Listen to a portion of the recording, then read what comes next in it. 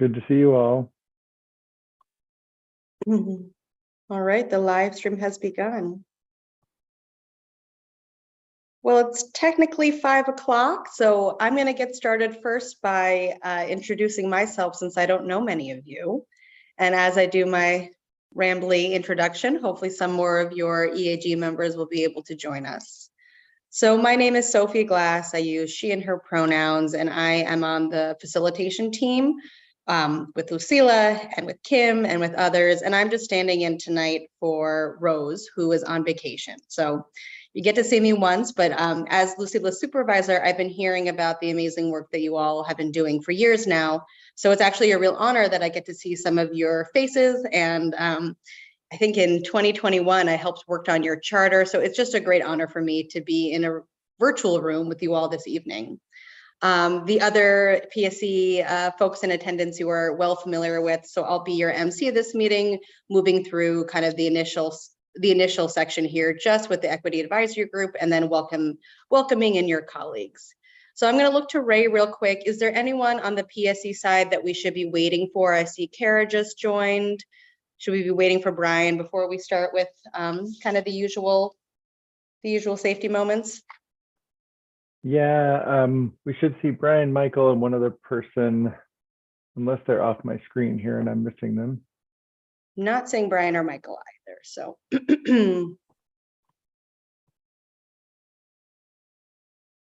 Great. I think, Sophie, we could probably go ahead and jump into the slides and go through the safety moment, the first couple of slides if need be. Sure, let's do that. So my understanding, Carria, is that you're going to be doing the safety movement. Thank you for volunteering for that. So we'll turn it to you, and then next slide, Claire, so that she can see this.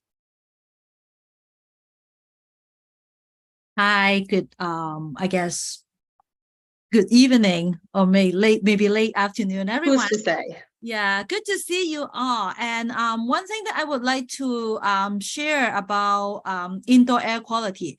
I think a lot of us that might not know that importance of indoor air quality, but as a matter of fact, we spend 90% of our life spent indoor, and oftentimes, there are more pollution indoors than outdoors that a lot of people were not aware of. And that's why I would like to talk about that. And then and most of the time the pollutants that we often see in our home or indoor is dust and chemicals, and there are different causes of those dust or chemicals be present in our indoor air. And it could be inside contamination, outside contamination, building products, unknown causes, inadequate ventilation, or other chemicals that we use at home. So it's really important that we be aware of the indoor air quality because it has long-term and short-term health impacts on ourselves. And it will be, there are different ways to improve indoor air quality. Either you have a air filter, and also like a box fan filter will also work. And make sure that you pay attention to the outdoor air quality announcement, because it's correlation to the indoor air quality. So let's say if there are white smoke outside, outdoor, make sure that you don't open the windows and door wide open, or you live by the highway or high traffic area. Make sure, you're aware, if some of those bad particles in the air coming into your house. So that will be all. Thank you so much. Thank you so much, Carrie. I appreciated those reminders. And 90% of my life indoors is both true and sad. So thank you for that. So it looks like we have a number of other people who have joined us. So just as a quick reintroduction, welcome. Sophie Glass here. I'm on the facilitation team. I do a lot of work on the integrated resource plan side of the house, but it's a real honor to serve you all this evening while Rose is on a deserved vacation. I also want to welcome everyone now that it is National Hispanic Heritage Month. So just want to honor that as we get our meeting going. So next slide, please, Claire. So my requests are the same as Rose's as her stand-in tonight, which is just listen and appreciate the diversity of views and opinions, actively participate, behave constructively and courteously, respect the role of the facilitator. And for observers this evening who are watching the live stream, there'll be an opportunity for comment at the end. And for now, enjoy the live stream. Next slide. So for those individuals observing with the live stream, please note that the comment period will start at 7 o'clock. So we will provide you instructions with how to join during the break, so that 6 p.m. break. So do not join, please, until that 7 p.m. And then the first 5 individuals will have 2 minutes to speak, and I'll moderate that as well. So the YouTube live stream link is going. I have all systems go that we're doing well on YouTube. And yeah, if you can prepare your verbal comments during the observer comment period. So that again is at 7 o'clock. Next slide, please. So here's our agenda this evening. I'm looking forward to this meeting because it's kind of in 2 sections. So the first is just with this equity advisory group with Puget Sound Energy, and you'll get some updates, and you'll also be revisiting some of the topics and talking about how the equity forum went. So a few good things for the first 25 minutes. Then the LIAC and the CRAG, and this is my acronym quiz today, the Low Income Advisory Committee and the Conservation Resource Advisory Committee. I'm looking to write, did I get those right? All right, that's 5 o'clock. There's going to be a conversation across these 3 advisory groups about revisiting the non-energy benefits discussion from that joint meeting and getting a little bit deeper, and Brian will be doing a lot of that. 6 o'clock, we'll exhale, take a break, come back 6:05, and then review the proposed definition of deepest need and the related minimum designation. Throughout this meeting, there'll be opportunities for polls, for discussion, for comments, wrap up with next steps at 6:55 and take public comments at 7. This is during the dinner time, so please eat. We don't want anyone to be hungry during this meeting, so don't worry about that. And with that, let's go to the objectives and outcomes slide. So 3 main objectives here. The first objective is to receive relevant updates from PSE and the various committees that serve PSE. You're going to revisit how non-energy benefits are measured relative to energy benefits and solicit additional feedback on the proposed definition of deepest need and related minimum designations. And all of this is kind of gearing towards the 2023 biennial update. And so as a result of this meeting, PSE will take this feedback, finalize definitions of tranches of resources, energy benefits, finalize the definition of deepest needs, and identify a proposed minimum designation percentage for customers with deepest needs. So your work today, in a very real and direct way, will go towards that 2023 biennial update. So let me pause there and see, does anyone have any questions about the purpose of this meeting? Why we're all here? Great. Well, I'll do my best to fill in for Rose throughout this, but I'm sure you'll be glad to see her back in a few weeks. So I'm going to turn it over. You can go to the next slide, Claire. I'm going to turn it over to Ray. And I know that many of you had a very busy and full weekend with the Equity Forum. So Ray, take it away and let's have a conversation. Next slide, please, Claire. Thank you, Sophie. So we had our first Equity Forum just Saturday, a couple short days ago, and want to provide a brief update on that and where we're headed for September 23rd in Renton. I think the first thing I want to say, and I'm hoping that those EAG members that were there in person have just a little heads up. We'd love for you to share a few thoughts, but let me scroll through a couple things when you can prepare your talking points if you want to jump in. We had ultimately 42 RSVPs. We had about 22 people attend in person. So a little over half, which was probably about expected on a nice Saturday afternoon in September with really great weather. Lots of great discussion, lots of interaction. I want a special thanks to, and just going through my list here, Marco, who was there early, provided some opening remarks and closing remarks and really helped MC the event. Jenny was there, came early, and Jenny, I know you added some really great thoughts there at the end as we were debriefing. Thank you, Emily. I saw you there. and so glad you were able to attend and, be a presence for the EAG. And then C, I also want to acknowledge C was there and also brought some of our food for the guests, all the way from Bellingham. So really great collaborative help from the EAG members that were there, and to what we felt like was a pretty great event. The other thing I want to say is just take a minute to thank all of you that at some point or another participated in planning the forums. Again, another list: Amy, Sharon, Everly, Dennis, D'Amico, Jenny, Karia, Lena, Marco, TJ, and C all attended plenty of planning committee meetings and helped us pull together the agenda and the concept and the materials. And if I missed your name, I apologize. We tried to go through the attendance logs to make sure I got everyone. Great conversation. So I'm going to pause there and see if those of you that were in person have anything you want to share about the event. And if you weren't there, if you've got questions, we're happy to try to answer them. We have a few minutes dedicated to this conversation.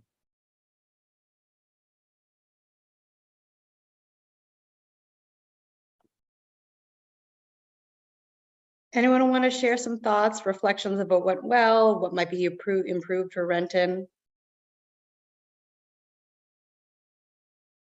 Great, Emily, go ahead. And then we'll do Jenny. I see your hand as well.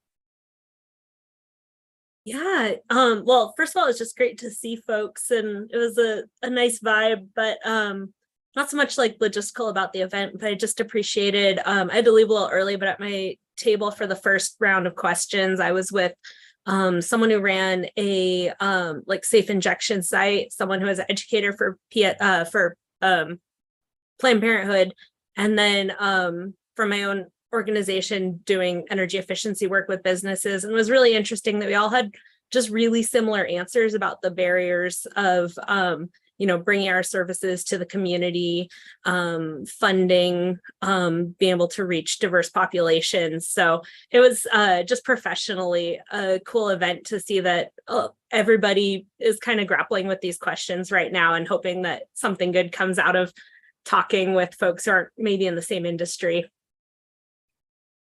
Yeah, thanks, Emily. Sometimes these events are the best times to zoom out, but then see those similarities. I saw Jenny's actual hand go up, so go ahead, Jenny. Hi, yeah, it was great, and thank you. Marco was great. It was so fun to meet everybody in person that was there that I've been seeing on screen for the last, year or longer. So I thought it was great. You could definitely tell that, we could have had another hour.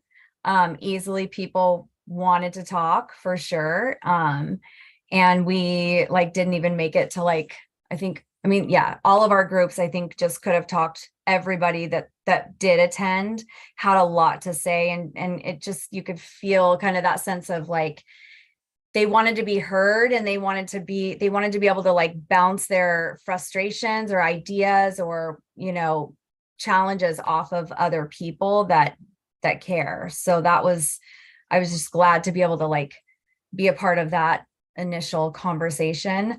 And then I do have a few things that I would say might be something to think about for, the next one, just in terms of inclusivity. And that is just making sure we have a family restroom or a gender neutral restroom, something like that.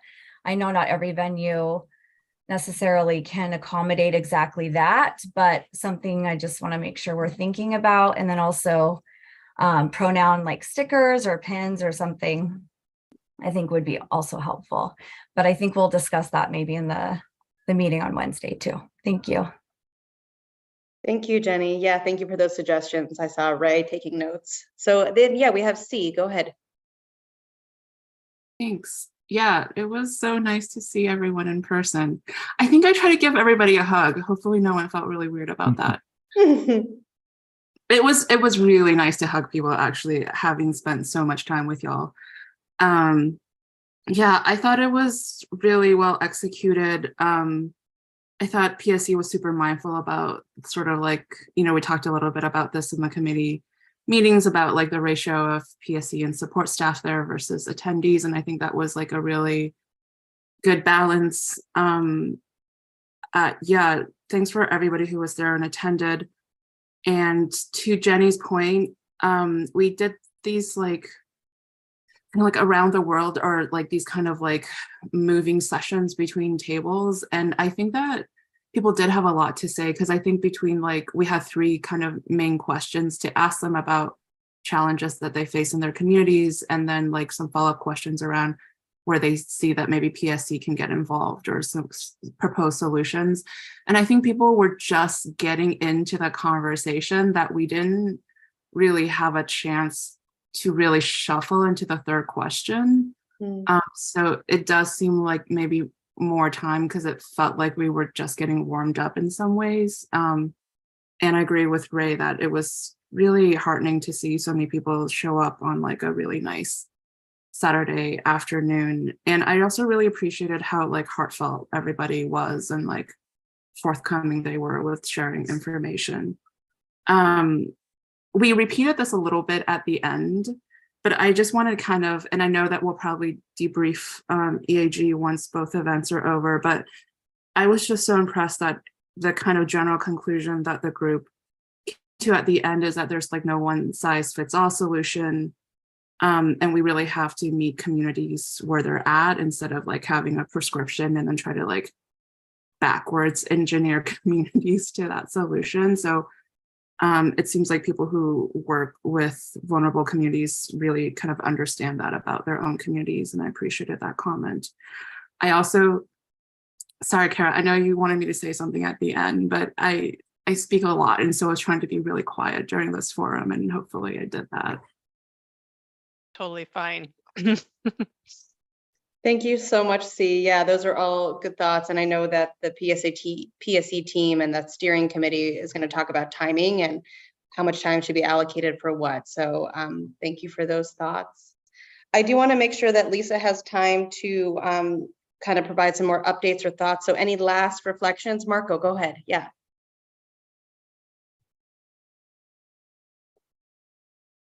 Thank you.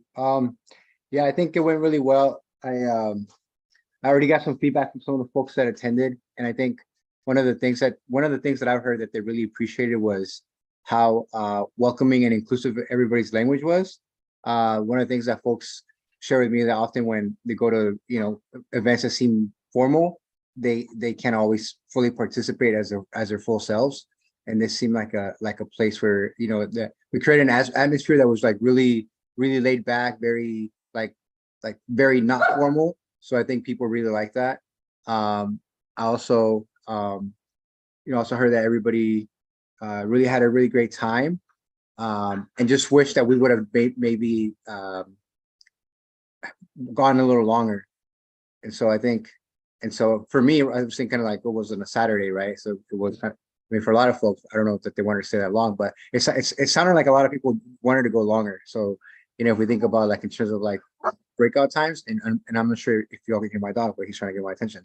But yeah, they wanted to go maybe like another hour. So if we think about like doing these in the future, it might be good to just kind of think about maybe adding another hour to the agenda. But overall, thank you everybody, and great team effort. Thanks, Marco, for those reflections and thinking about timing and the tone and the environment. And I really like dogs. So if you want to bring your dog into camera, really okay with that. So I know that Lisa has some updates, so forgive me for rushing this conversation along, but you have some colleagues joining you in 15 minutes. So Ray, do you want to verbalize what you said in the chat in case someone missed it? Yeah, thank you, Sophie. I just want to check with our planning committee members. We do have another meeting on Wednesday. We've had quite a few of them lately. We wanted to double check with you all to make sure you'd still like to have that meeting to debrief and coordinate any changes for Saturday, understanding we don't have a lot of time to make massive changes. But anyway, if you want to just message me in the chat and let us know, that would be great. And that's it. Thank you, Sophie. Yeah. Thank you all. Right. So let's go to the next slide, Claire, and I'm going to turn it over to Lisa. Absolutely. Thank you, Sophie. I will say, just piggybacking, it was really good to see everyone in person. It's very much different than the little screens that we usually see once or twice a month. So it's really good to see you guys. For my part, talking about the October load off visit. So based on a previous survey that you all took, this is the majority of what everyone wanted. So trying to hone in on those details. It would be, let's see, the October load off would be a visit and a meal. So it's located in East King County. The tour would consist of about 20 to 30 minutes, showing you all a behind the scenes tour of how PSE's electrical system is managed, as well as day-to-day operations. According to the rules, it would be groups of 5 at a time. We could have lunch at the facility or at a local restaurant there in town before or after the tour. And it would be a weekday, Monday through Thursday. The time looks like 10 a.m. to 12 p.m. or 1 p.m. to 2:30 p.m. We did have a poll that we wanted to launch to get some feedback about that with dates that you all can decide on. I think Kim's launching that poll.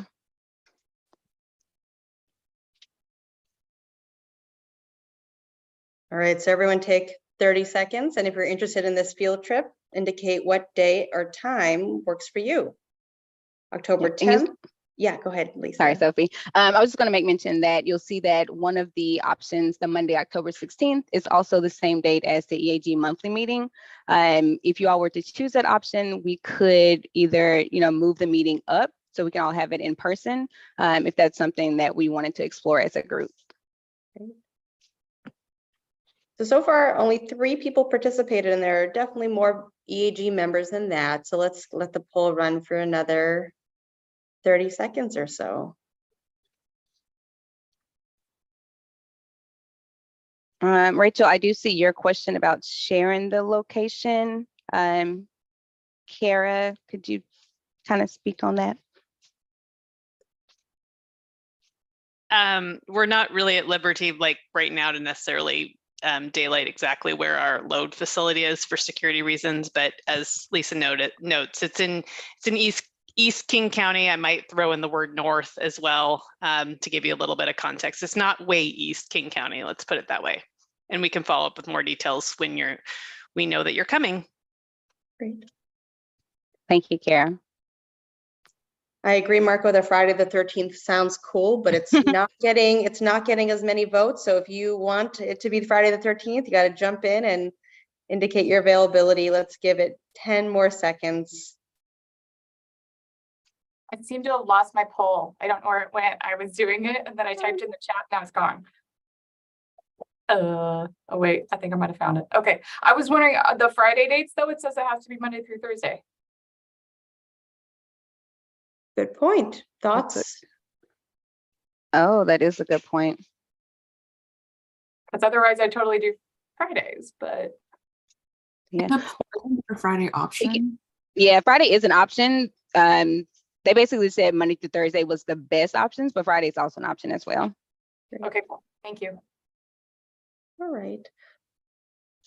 Okay, well, I'm going to call the poll complete just so that we can touch on the other topics. Kim, do you want to end the poll? And then, yeah, thank you all so much for checking calendars. Some of you have multiple calendars. So thank you for that. And then PSE will get back to you about when that field trip is happening and the specific date. Great. So that was one piece that I know that Lisa wanted to touch on. The other piece has to do with how you want to receive information. So Lisa, do you want to clear next slide? And then Lisa, do you want to ask your other question? Of course. So we have another poll for you guys, but basically trying to just work the best type of communication that we can, given emails. Sometimes it takes, a long time to get back. The option for texting would just be any kind of follow-up we have to emails, or if you needed any kind of urgent decisions from you all or quick check-ins. I will say there are a few EAG members that I regularly text quite often throughout the week, but just want to see what the best option was for majority of the group, or if anyone wanted to opt in to that option as well. All right, Kim, are you able to share? There we go.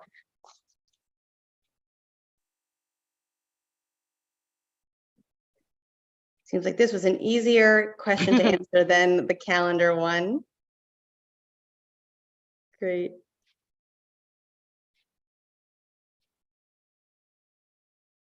Seeing one or And if two anyone has any less. verbal feedback about that too. Yeah. Always open for suggestions. And Kim, behind the scenes, you know who is saying yes or no, so that folks that don't want to get text, we actually know them by name and won't send them text messages. Yep. Okay, awesome. Thank you. Just making sure. We'll run a Zoom report. So I think you can end the poll, Kim, and then to Lisa's point, if anyone wants to verbally share anything about this communication method, you can do so.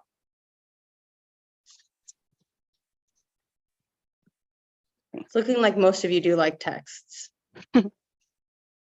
Yeah. If no feedback, then Sophie, I will turn it back over to you. Wonderful. So in our remaining 5 minutes is just the Equity Advisory Group. I'm going to actually bounce it back to Ray. So next slide, please, Claire. Oh, one back. Yep. And so Ray, you're going to talk a little bit about the proposal to have equity moments. Go on. Thank you, Sophie. Okay, so through our equity forum planning committee meetings and other feedback, we've been thinking about how do we center the EAG's guiding principles, which Lisa included. They're included in your charter, and Lisa shared them with this month's materials. How do we better center that? And folks have also asked us, what are we doing with the feedback we're hearing at the equity forums? So one thing we thought about and brought to the steering committee was, could we take the opportunity at the beginning of a meeting, kind of like we do the safety moment, to take a look at some key guiding principles and how they apply to the work or the conversations that you might be engaging in for that particular meeting. And also in between meetings, reflect on these conversations that you have or will be having in the equity forums, as well as conversations we're having with CBOs and customers, and perhaps refine the guiding principles a bit along the way as well, that much like your everything else can be a living document. So the question for you all is, are you comfortable with that idea, and how might we go about doing that? And on the next slide, I can kind of give you an example. So what I did this time around was I went to your guiding principles and I pulled out, so they're in 3 sections, and I pulled out one bullet from each section. And I'm just gonna, I think we have time. We don't have folks joining for 3 more minutes, and this might be our last slide. To just pause and let you take a look at those and read through those a little bit. No real action in this moment, unless you have thoughts, reflections. If there are no objections, we'll continue to evolve this idea a bit and try to include it in future meeting presentations and agendas.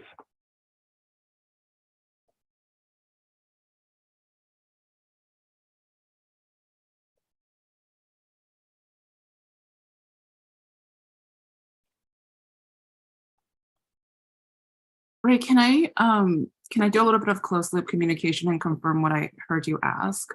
I would love that. Thank you. Okay. So I think you're saying that in addition to our safety moments at each monthly EAG meetings, we would also have an equity moment, and that reviews the founding EAG principles, and then we'll talk about that and any feedback we get from the equity forums. Is that what Let I me heard? make a minor adjustment. I think the feedback we hear from the equity forum, probably we need to bring that to the steering committee and say, how maybe we change this bullet in your guiding principles based on some conversation we had at the equity forum, right? I think that occurs on a separate timeline. In the actual EAG meetings, what we would want to do is exactly what we're doing here. Put these on screen, ones that are relevant to tonight's conversation, and just make sure we're all using that to kind of frame or guide our feedback and our conversation as we dive into some technical topic or program design topic or whatever the case might be. See, does that help at all?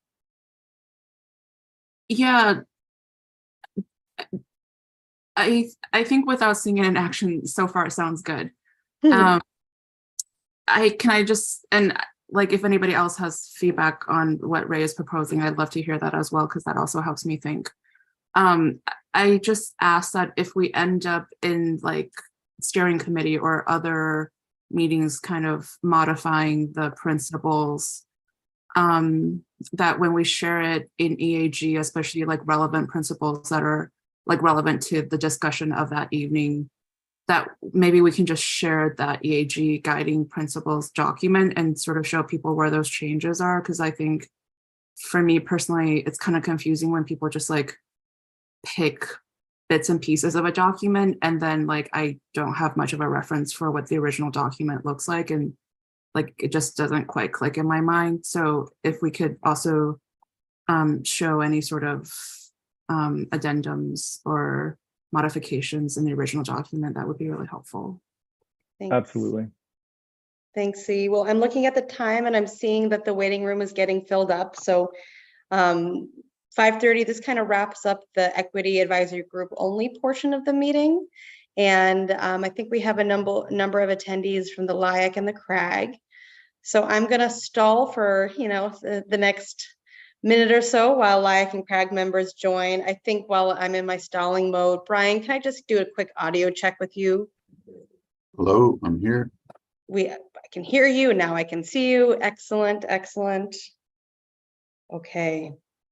Well, great. Just getting the second part of this meeting going. Do you want to go to the next slide, please, Claire? So welcome to the CRAG and LIAC members. Just a moment of who I am. Sophie Glass, I'm part of the facilitation team. I worked closely with Lucila and Kim and others, and I'm involved with the integrated resource planning effort, and I'm just filling in for Rose while she's on vacation, and it's a real pleasure and honor to be here. So I know that you all have a lot to get covered, so I'm being strict with time tonight. So I'm going to turn it over to Brian, who's going to start a great conversation and have this joint meeting continue with the CRAG, the LIAC, and the EAG. So go ahead, Brian.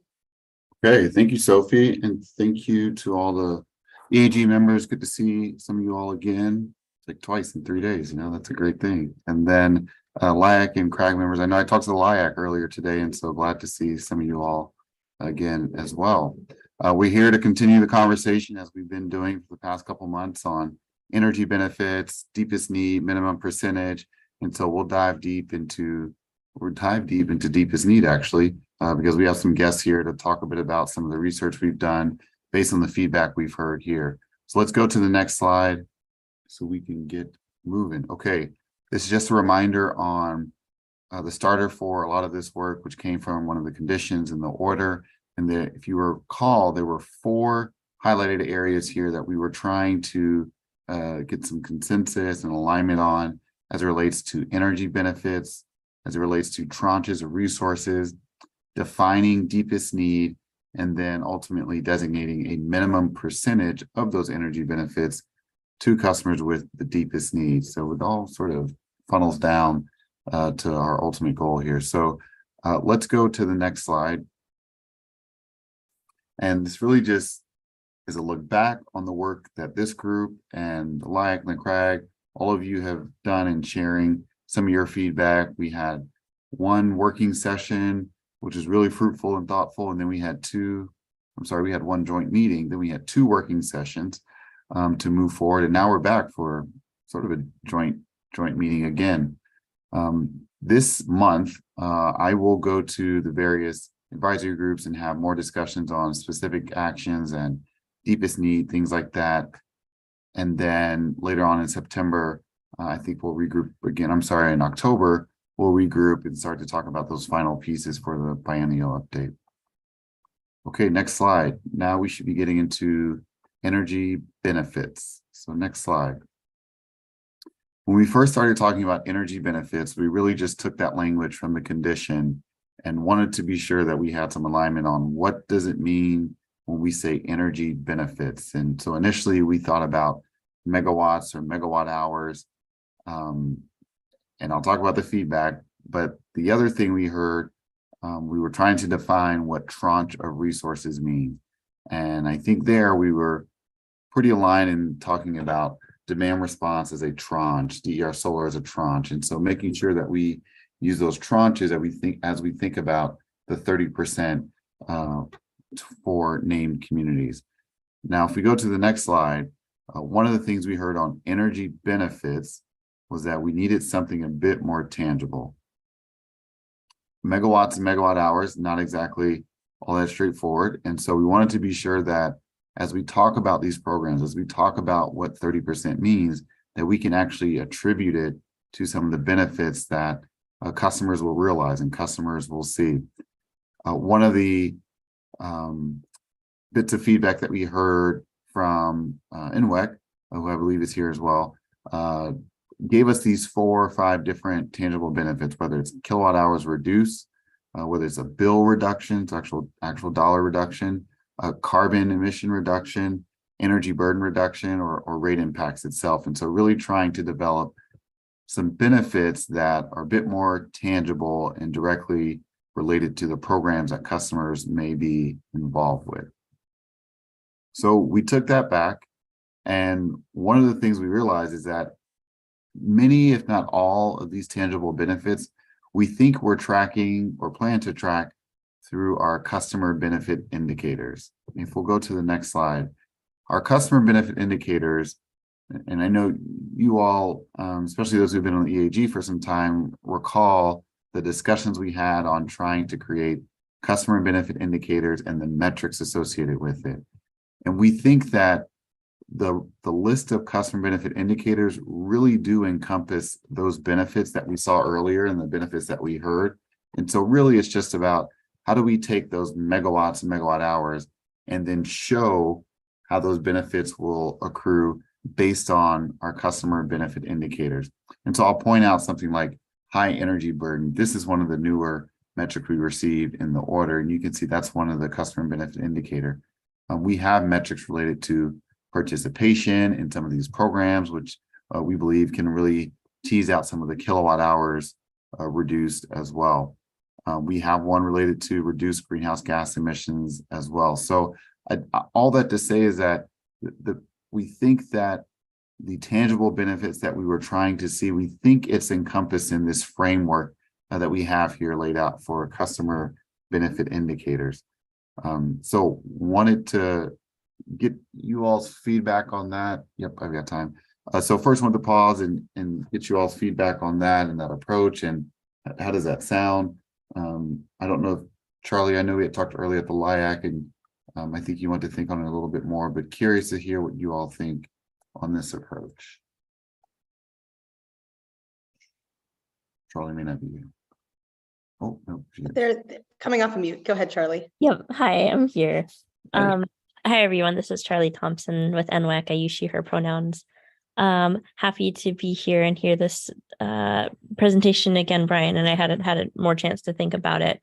And I think you're right that the discussion that we had with Roger identifying some of those 4 different areas related to energy burden and reduction, the 4 reductions, energy burden, disconnects, et cetera, arrearages, et cetera, are captured in the CBIs. And I think the question that I have remaining is how we, I guess, can take these CBIs and use that to measure any energy benefits further. Like, would we, one question I guess that comes from that, or even more specifically, is do we now need to turn to a discussion of which subset of this entire list of CBIs and associated metrics are the energy benefits that we would want to look at, et cetera. So any other thoughts on where PSE is thinking on how to take those 4 reductions that are quantified or are tracked in CBIs in some way and use that to further measure energy benefits? I'd be curious to hear more about. Well, thank you for the question, Charlie. Mm-hmm. I don't know if this gets to where you're headed, but one of the things we read and we heard is that not all these benefits are attributed to all the programs. So some of the benefits are only specific for specific programs. And so we could tease these out perhaps by tranche or resource and say, well, for all of our DER solar programs, we think these are the set of benefits that we should track and monitor. For all of our demand response programs, we think this is a set that we can track and monitor. There may be some overlap between the tranches, but they may be slightly different as well. Is that part of what you're thinking, or am I off base? No, I think that is part. I guess I was just trying to get more clarity on the specifics on like where do we go from here now that we are capturing those 4 reductions, and we're capturing them through CBIs, and CBIs are obviously more than just those 4 things. Like then what is the next step of measuring energy benefits to customers? So that does help. That does answer like in some regard some next step. Okay. Great, thanks, Charlie. And Brian, I see C's hand. Oh, yep. Let's see. Hey, that discussion was really helpful. Just because I haven't been as much part of the process with like LIAC and stuff, as well as like what NWIC has sort of already done in front of UTC. I would love to slow it down a little bit for like other EAG members as well. So I see how like utility bill reduction, how kilowatt hours reduce carbon reduction and energy burden reduction from the right-hand side of slide 20 is covered by the CBIs. I'm not sure if it's immediately apparent to me that utility bill reduction is covered or rate impacts, and maybe I just don't see them, and maybe Brian, you can like walk us through which CBIs might cover that. Sure. That's my first question. I appreciate your comment, Brian, that some benefits are only specific to certain programs, and the other kind of really key piece about the order 20 is I was kind of rereading the order from UTC, and is about sort of like making sure 30% of it is directed to, at least 30% of it is directed to named communities, especially a higher percentage of that 30% should be directed to communities with deepest need. And maybe this is just like a conversation that we'll be having in upcoming slides, but I'm also wondering if the CBIs, like, do you have those designation in the CBIs so we can actually see which populations actually benefit from these as well? Ooh, okay, let me think on that. See, so you're asking, do we have the customer benefit indicators developed by the subset deepest need, for the subset of customers in deepest need? My immediate answer is no, not yet, because that's like the 4th step in that condition, right? So we're trying to get to that percentage. And at that point, we should hopefully be able to show energy benefits specifically for customers with the deepest need. That's the end goal, right? Is based on that condition, we'd like to be able to accrue those benefits to customers with the deepest need. So I think that's where we're trying to get to eventually. Do we, yeah, and that's kind of what I assumed that's actually part of the conversation today. Mm-hmm. Do we even have these for named communities? We do. So we do. And so the first one, improved participation. So that one we track for highly impacted communities and vulnerable populations, like separately. And so that's something we're already looking at and would continue to do.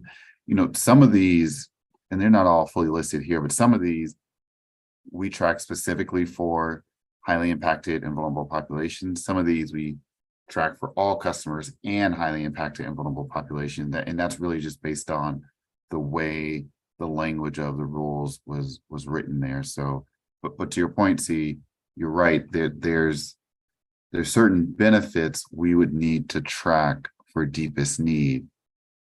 that's a good point. I hadn't pulled that together. I'm thinking of our biennial update now, but you're right. We kind of have to designate all customers, name communities, deepest need. We kind of have to show that we can sort of show the benefits across customer segments. Great. I'm seeing the gears turn in your head, Brian, but I also see Dennis's Oh, we hand. are. Go ahead, Dennis. Oh, and sorry, Dennis, just if the CBIs cover utility bill reduction and rate. Yes, you did say that. See, let me, my immediate thought was there's one related to high energy burden, which I believe would get us close to showing how a customer, close to showing energy burn, but maybe not directly utility bill. So that's one, I don't know. Well, they may not be here, but that's one we may have to think a little bit on. Thank you for that, C. Okay. Great. Thanks Dennis. for the follow-up. Yeah, let's go to Dennis. Okay, I would say obviously, this whole process from the very beginning has been a kind of an evolution. And I would say at this point that if there are customer benefit indicators that do not exist to reflect the things that we're measuring or things that are important that we're now seeing, it would probably be appropriate, I would think, to add them to our list. I mean, does that make sense, Brian? I hear you. Yep. So are you thinking specifically, Dennis, about the utility bill reduction? Yeah, like rate impacts. Mhm. And even things I'm looking here, like even potentially, energy burden. I think that there are reductions in burdens. You have that, but as far as like rates, Mhm. that may be one that may actually touch a couple things, and it may deal with a number of the different groups, your regular, your larger population, your named communities that may touch different ones. You may have kind of customer benefit indicators that, may be a direct effect upon, one group. Mhm. But I think as we get into this, it's probably worth, we're measuring things. It's probably worth, measuring as we go on, just as part of the whole palette of things that we're measuring as we go forward. Yeah. And I want to make sure I'm clear. When we talk about rate reduction, are we thinking, because I think of that as separate from a bill reduction, but like the bill is, what's on the paper versus the rate, which is, $1 per kilowatt hour. Is that, to me, those are two different things. There's two different mechanisms for how those are determined. And right, I don't know. They could be, obviously they could be potentially linked, with Mhm. some kind of a dampening mechanism, but also, I understand what you're saying. I guess really that's what's, again, definitions are become very important at this point when we start Mhm. measuring and defining things. And yeah, no, I understand what you're saying. Yeah. So let me, and I don't know if Charlie, if you're willing to come back on, this is probably a question we should have asked before, is kind of clarify what was meant in thinking about rate reduction. Charlie, are you able to come off of mute? There we are. Go Yep. ahead. Yeah.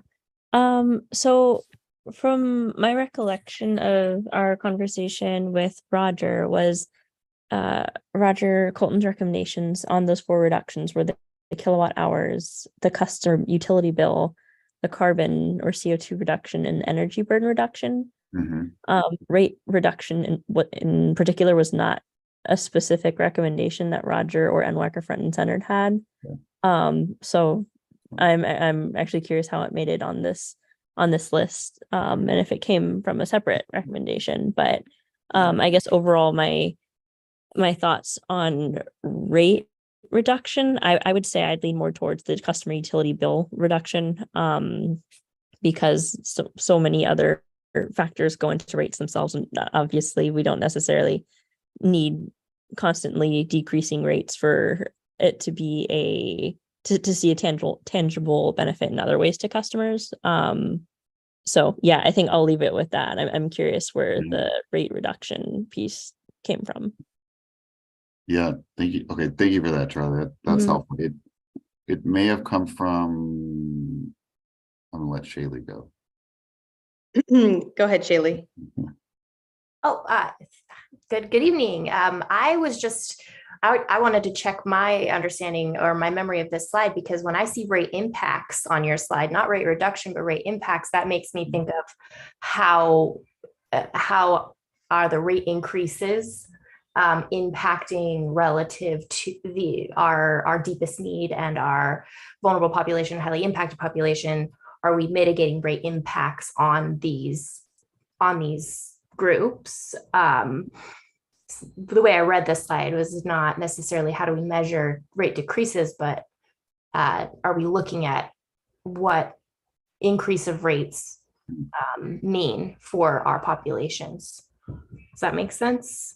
That might be different than what it means, but or what the intent was, but that's how I read it.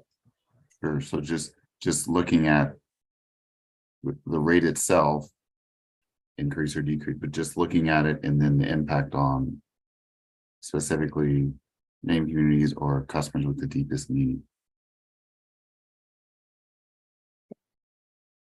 Okay. Thanks, Shaylee.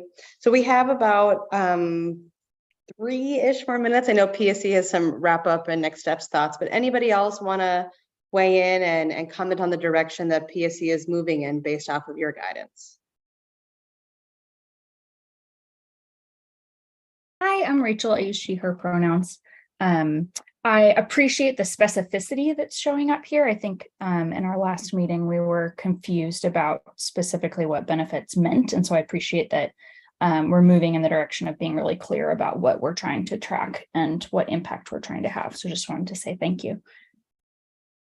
Thanks for that comment, Rachel. Other comments or questions? Brian, you'll probably be in the hot seat for all of them. Happy to take the question. Yeah. We're gonna I don't want to leave the rate question because we've got to keep spinning our understanding kind of what's the best way to show that, but I really appreciate the discussion here on that. And I see Carria's hand. Go ahead, Carria. Sorry, I just have a last minute questions. I really appreciate the CBIs that were spelled out, but I'm just also wondering, I'm just looking into long term. So will those CBI be revised? And also, you know, what's the plan? You know, I know that we were talking about how to track, how to measure, and how to evaluate, you know, if those are the important or efficient tools to measure the progress. So I'm just wondering, you know, in long run, is there any place that will kind of say, oh, we'll review it every 2 years, 3 years, or something like that, kind of like a review process for those DBIs to add or remove, you know.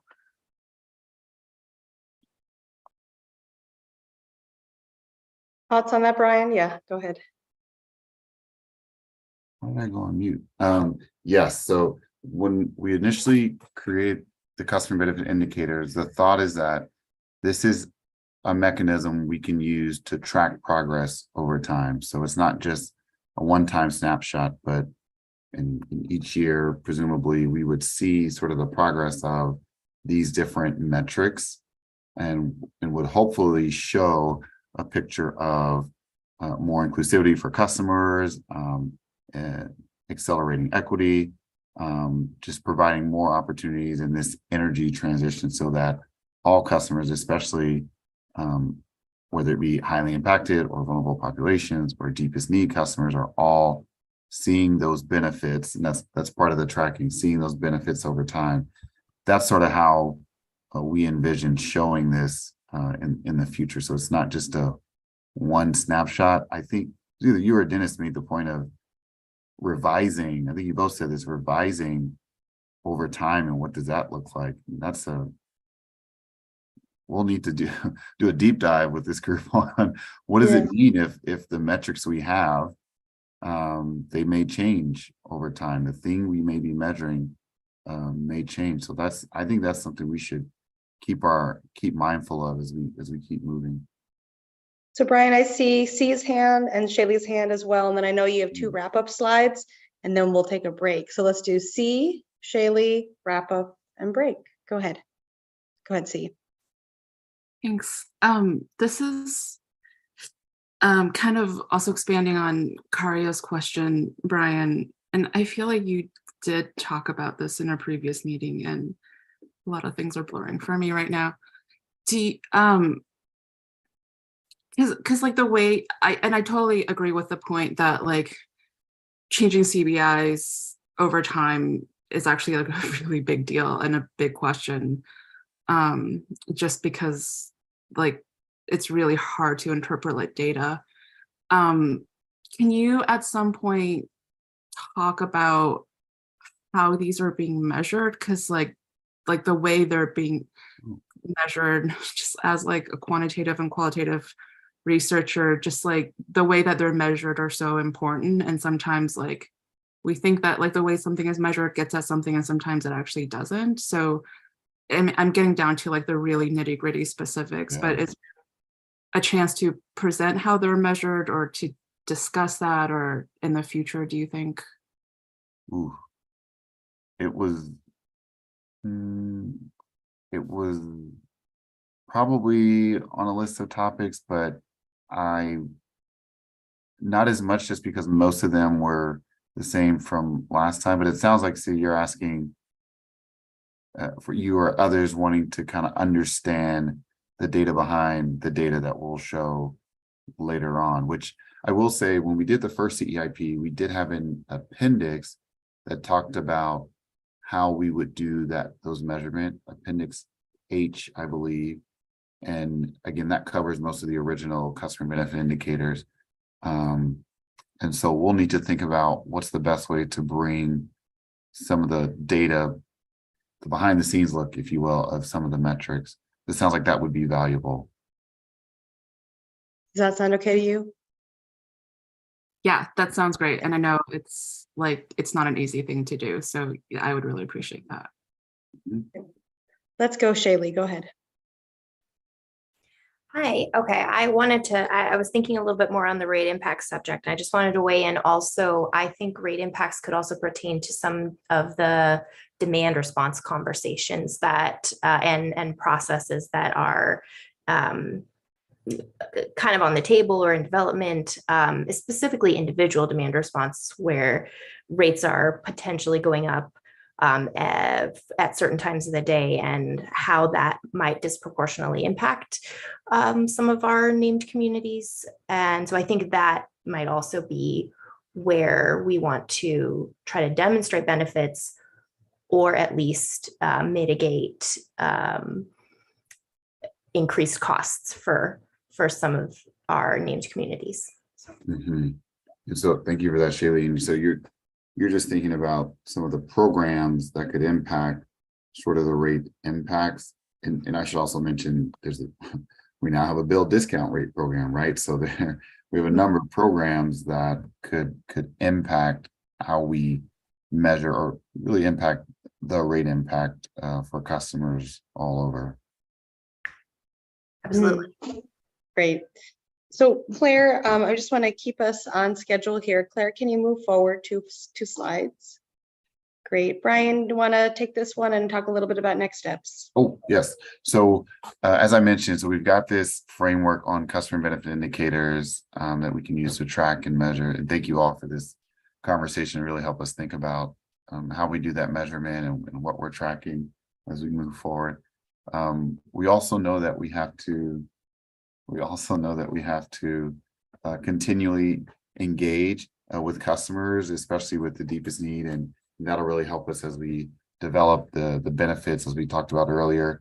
And to the point we made before, finalizing that definition of deepest need and making those updates to vulnerable population is really all part of trying to lay out the benefits. So we think we've got some steps in place, but again, to the point we were making earlier, which is once we understand deepest need and get all the metrics and things like that, then we can really show what these energy benefits would look like moving forward.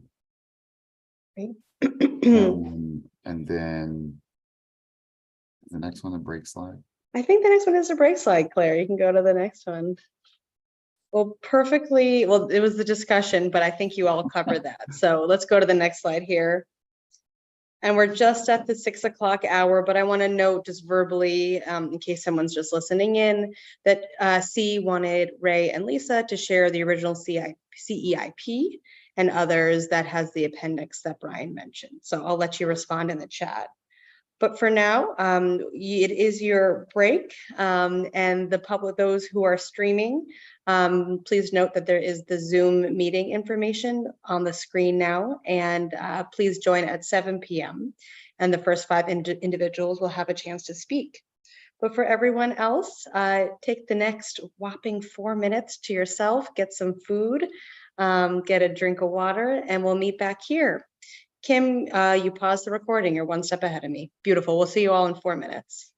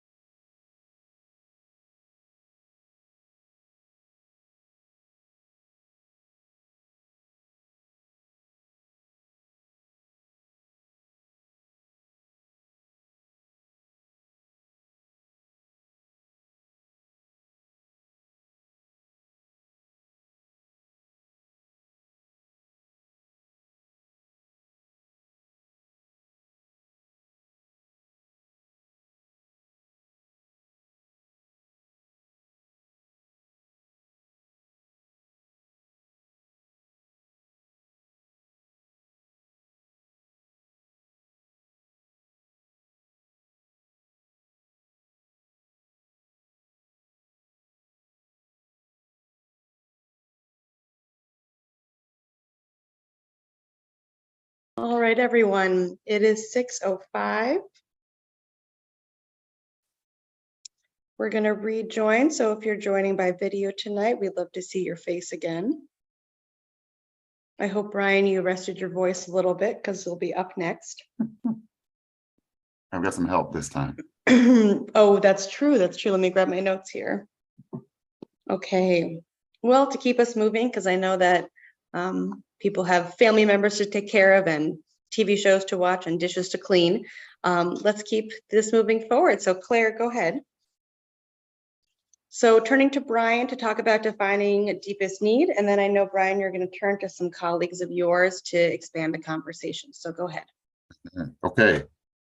So now we're going to get pretty deep on deepest need. We've got some colleagues, Michael Whaling and Katie Collins are going to join me towards the end here. So I just want to first set the stage, and they're really going to walk through some of the work they've done and the research they've done. So first, deepest need, again, we're trying to define customers with the deepest need and trying to develop some factors there. This here just gives you a snapshot of where the breakdown is at as of the 2021 definitions for vulnerable populations and highly impacted communities. And again, when we think about deepest need, is it a subset of the named communities segment here? So if we can go to the next slide, what we heard last time, and this is our wonderful word cloud of all the things we heard from this group, from this joint advisory group, about what are the factors we could use to define deepest need. We heard low income and energy burden and debt and housing quality. And then we also talked a lot about the intersectionality of a number of factors to be able to define deepest need. So let's go to the next slide. And we really sort of came together and thought, okay, we think it's a number of factors and they all come together, they all sort of meet in the middle somewhere. And that intersection is how we should sort of define deepest needs. So whether it's the intersection of energy burden, deep poverty, and other factors contributing to deepest need, that's what we should use to define that subset. And so we took that, and if we go to the next slide, then you all provided a number of resources for research. We had some as well that we were already looking into. And so this just gives you an overview of all the different databases and data points that we've been looking into, either have started to look into, or you'll probably see it in the next example that we're going to show later on. But just to give you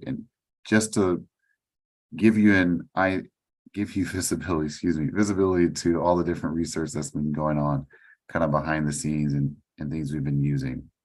Now, let's go to the next slide. From that, I had another conversation with NWEC Front and Centered and Roger Colton, and they had a recommended approach, which was this sort of funneling approach of you start with, I believe you start with customers 100% below the federal poverty level as defined as deep poverty. Then you funnel down to customers with a high or severe energy burden. And then you look at customers with higher arrearages or high disconnections. And that really gives you a subset of customers that can help define deepest need. So we took that and we had a conversation with them. And one of the things that we recognize, and I think you all mentioned, is there's some other sort of non-economic factors that could be used to define deepest need. So whether it's human health related, whether it's climate related, there may be some other factors that we should pull into this and not just focus on economics. So we made an attempt to sort of evolve from that funneling method based on economics. And even in our conversation with the group in NWEC Front and Center and Roger, that they also agreed that looking at these other factors would be really helpful. And so there are a number of, as you see, there's some different tools that we could use, some different data sets out there that we could use to help really narrow this down. Now I want to go to the next slide because it really points out the other recommendation, the other suggestion that came from Roger Colton, which is as you drill down, and maybe you identify customers across block groups or census tract groups, it's important to not only just see the individual customers, but also recognize the clusters or the neighborhoods, or maybe there's some sort of grouping of customers that may have some of those attributes that are taking place. And so on this slide, you can see that there are some customers there that are really closely tight together. And so we want to think about not only the clusters, but also the customers that sort of surround that area, because there may be some of those existing attributes, those existing factors that come up there. Maybe it's not all of them, maybe it's some of them. And so really what we heard is be cognizant of the clusters, but also the other customers that are within that block group, because they too may have some of those factors. Maybe they don't hit all of the requirements, but they too may have some of those factors that we should be thinking about. So with that, so Michael and Katie, who are going to come up next, so they went back and they took all these different factors, all the economic factors, a number of different compounding factors, some of those social factors, and try to understand what happens to the mapping when we do that. When we did that, though, what they found, and I'll let them explain a little bit more further, what they found is that it starts to overlay the entire service territory because of those different factors. Because we're adding so many of those different factors, it actually expands that reach or that definition of deepest need. So what they ended up doing, and they can answer the question and talk a little bit more to kind of how that happened and why that happened. So what they ended up doing, they went back to energy burden.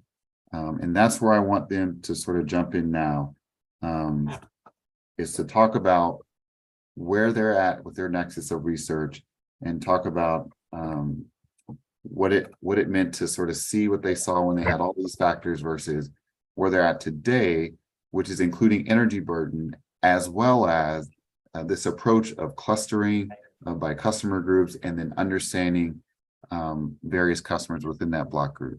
So I want to turn it to Michael and Katie. Great. Thanks, Brian. If you're ready for the hand up. Hi, everybody. I'm Michael Whaling. I've been working with the EAG for a couple of years now as one of your lead researchers on vulnerability. I use he, him pronouns. And I'd like to direct your attention to the graphic that's shown on the right side of the slide. And what you're seeing there is the black outlines represent census block groups that are within a part of our service area. And these particular census block groups were selected because they are among a data set that shows us areas where there is more impervious surface in our service area relative to other areas. And that functions as a heat sink. So it's one of the factors that can increase a risk for exposure to extreme heat, like we saw 2 years ago when the large heat dome was centered around our area. Inside, so each one of those black polygon shapes represents a block group from the census block groups. And then inside of them, you see a bunch of dots, which represent customer locations. Each one of those dots is colored a different color. The darkest color of red represents a customer that has a severe energy burden of 10% or more of their household income is going towards their energy costs. Then there's a second orange dot that you would see in there that represents an energy burden customer at the CETA threshold, or the Clean Energy Transformation Act defined energy burden as 6% of household income or more. And then finally, those yellow dots represent customers who would be at a low income threshold, where 80% of they're at or below 80% of the area median income for their county. So we're just showing that there are a couple different thresholds we could choose, or dividing lines, to say where is deepest need based on energy burden or income, where could we draw those lines? And depending on where you draw, fewer or more customers are included. So one way to do that is to count the number of customers within the block group and say block groups that have more of those kinds of customers have more, or we would select for deepest need. There's another way to select them, though, that Katie's going to go into more detail using some GIS spatial software. But as Brian said, just to back up, thinking back to the word cloud slide, there were many factors that were brought forward. And then we, in turn, went to one of the following slides from our array of data resources and looked at as many criteria as we could find that would be compounding factors for deepest need besides economics. And then, as Brian said, and Katie will show you momentarily, as we started to look at that list of 14 or 15 factors, if we included all of them at the higher magnitudes of threshold, they ended up coloring in our entire service area in the map as being deepest need. And that didn't help us select which subset of customers should we choose. So then we also looked at, well, what if it isn't all 14? What if it's maybe 9 or 10 of them? And what would that look like? And so you'll see what happened when we took a look at that as well visually. And I think that will be helpful. So what I want to frame up for you as I hand it off to Katie momentarily is we're starting to think about using energy burden at one of these thresholds as the selecting criteria. And then that would kind of be our noun of this is what a deepest need customer is. All the other criteria that have been suggested are included in our data set, but they become like adjectives that describe the noun of what's going on at this specific customer location that we've identified. So I just ask you to kind of hold that thought as a possibility. And what I'm going to do is turn it over to Katie now, and she's going to walk you through visually what I've been describing, and Brian as well. And I think it will make more sense as we step through it. Thanks, Michael. Hi, everybody. I'm Katie. I use she, her pronouns, and this is my first time meeting everyone, so good to see you all. Sophie, I don't know if it's you that's sharing the screen right now, but I think, yeah, okay, I should be able to share my screen now. Thank you so much. Perfect. All right, we should be good to go now. So starting off with what Michael was just talking about with those compounding conditions where we're looking at 14 factors ranging from wildfire risk to commute time. And if we look at any of those 14 factors, what we're going to see is our entire service territory pretty much would pop up for at least one of those factors. It's not as specific as we would need to get.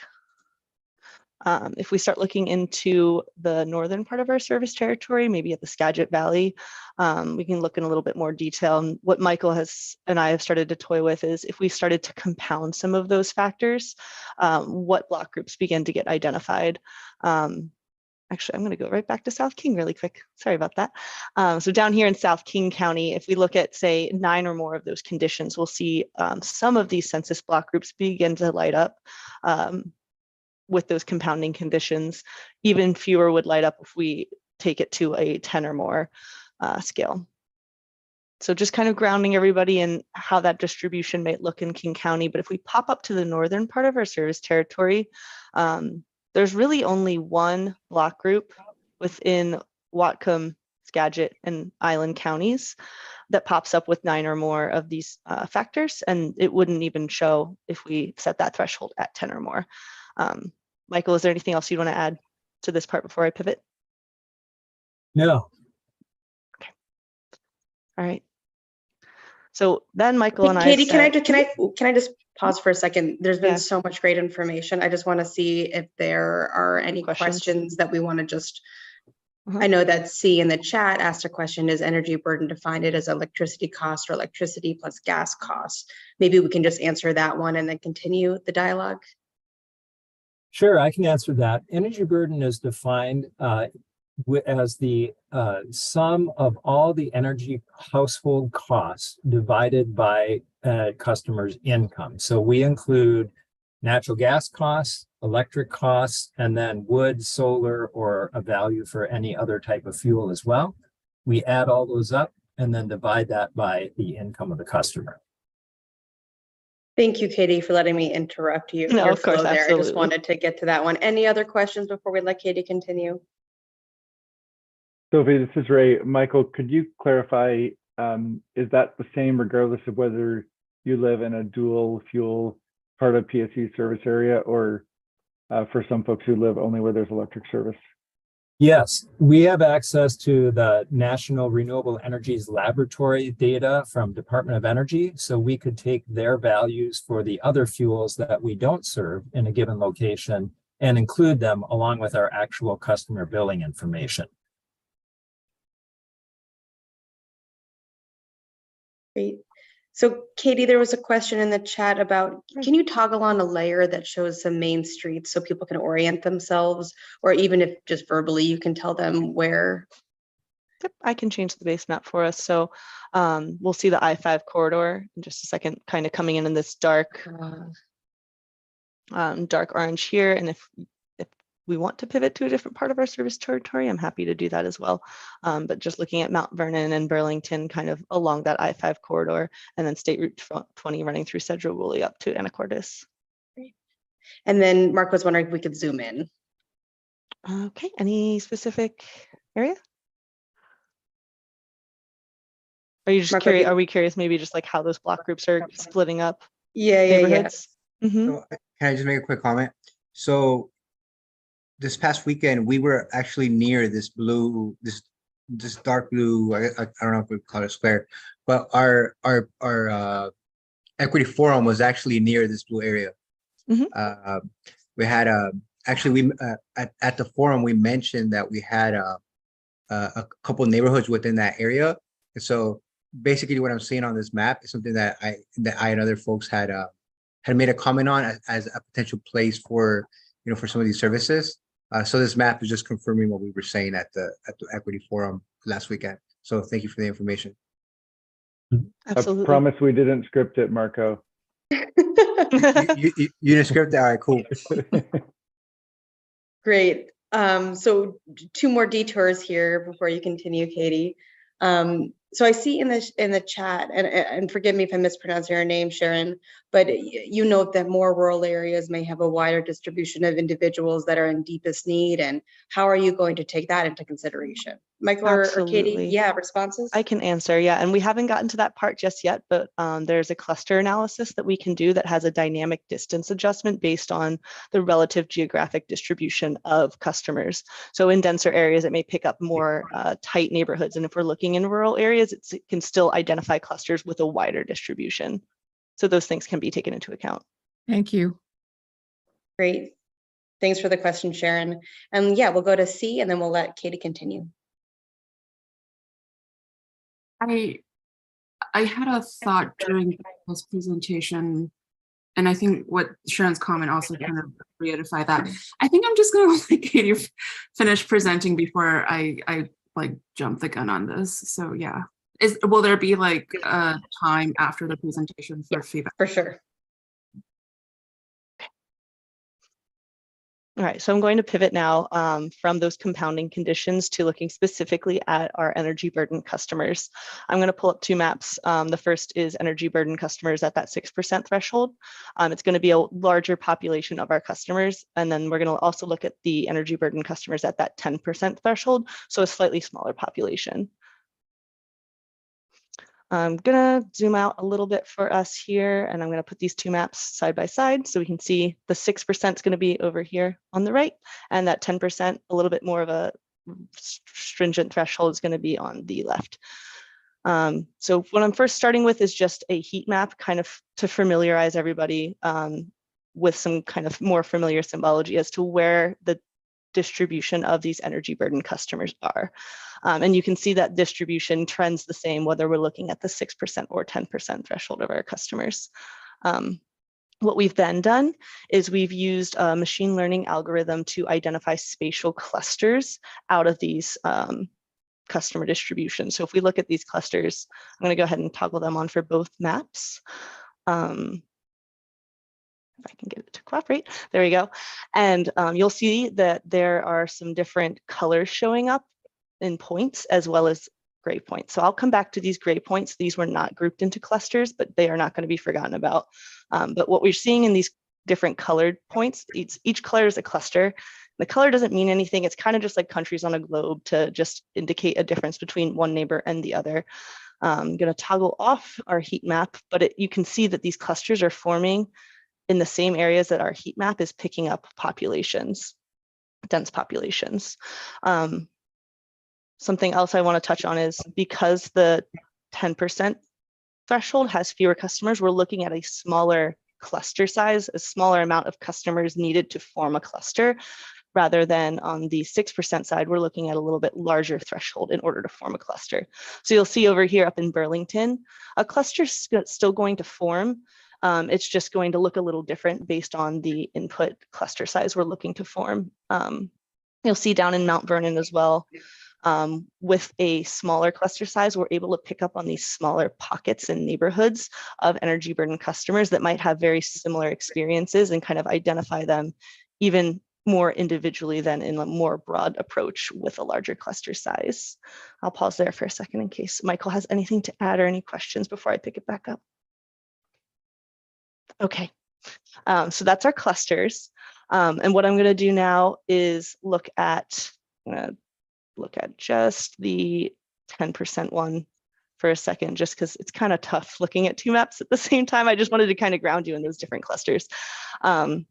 We also looked at, for our block groups, so those census block group geographies, the energy burden distribution across each block group. So the darker color each block group is showing means there's more customers in that block group who are energy burdened.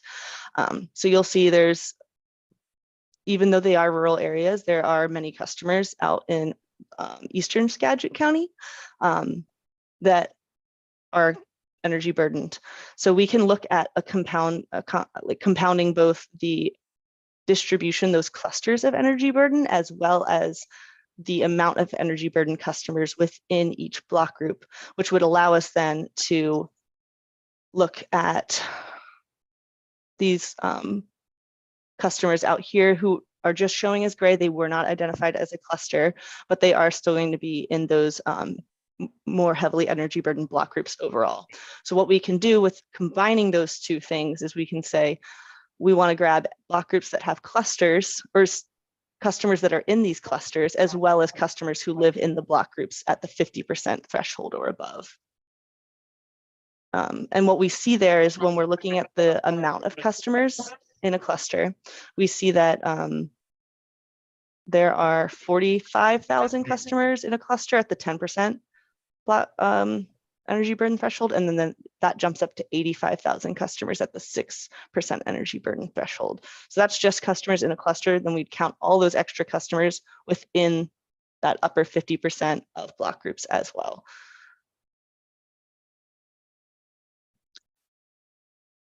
So kind of a combined approach there. Happy to answer any questions or elaborate further. So it's my understanding that this is really the focus for the rest of our meeting up until we have some final slides. So questions coming in live in the chat. Megan is asking, great geography mapping skills, Katie. Have you looked at all the PSE areas on the east side of the Cascades? I have, yep, and we can pop over there as well out to the Clay Elum area.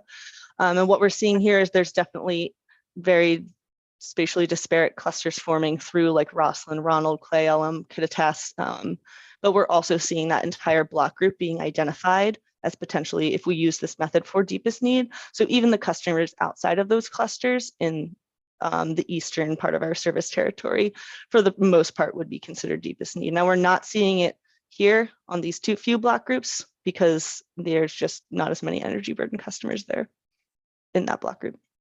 And by the upper 50% of block groups, that's a good question. I probably could have explained it better. So across all of the block groups in our service territory, we're breaking up into quartiles. So 25% of those block groups are going to show the lightest color green, 25% teal, 25% more of this standard green, and then the upper 25% is that dark forest green. So it's just breaking it into quarters, and we're looking at the upper two of those quarters. And for those on the phone, Everly is writing that the colors are helpful in distinguishing the different clusters. Great. So maybe first, I'm curious to have any more questions, and then we can move into a conversation about feedback to PSE on the direction they're heading in. So any other clarifying questions about how PSE is thinking about this? Joshua, I see your hand. Oh, yep, we'll do Joshua and then we'll do C. Go ahead, Joshua. Hi, great, Matt, Katie. I wanted to ask, so you used ArcGIS to do this. Did you have any specific spatial scanning technique that was used in the creation of these maps? We used the density-based clustering tool, and we used a self-adjusting reachability distance that would adjust based on kind of the distribution of, in this case, the customer points in each area relative to a cluster forming, if that answers your question, or if you have another spatial scan specific kind of thing you'd suggest, I'm happy to hear any thoughts or suggestions there as well, and we can take a look into those. Oh, no, I just hadn't caught it, and oh, okay. Thanks for letting me know. Mm-hmm. We're deep in map terminology here, but yeah, thanks for that question, Joshua. C, go ahead. Sorry, that was, yeah. We are a little bit deep into GIS. Sorry. Sharing. I'm going to again do closed loop communication between what I think Michael and you presented at the beginning, which is, I'm not going to have all the terminology for it, but basically when you guys look at a bunch of the different factors, and I think Katie, you named that there were like 14, which includes like some of the ones that were listed on slide 31 of the other deck, then all the block groups within PSE service territory comes up. So that's like not a good approach for finding communities with deepest need. Was that the first part of the presentation? Yeah. Okay. And so then you guys were like, what should we do? And this is the kind of like the thing that you guys are experimenting with is looking at different energy burden thresholds and lining them up with block groups.